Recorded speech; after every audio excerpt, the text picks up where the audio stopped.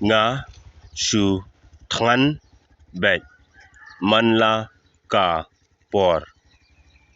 I am always hungry.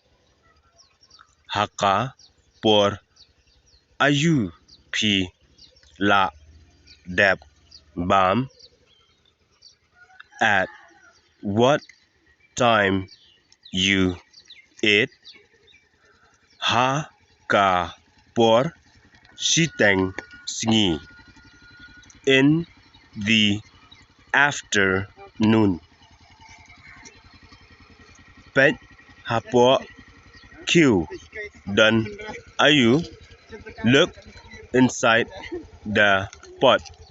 What is there? Dan terso bat kasarwa.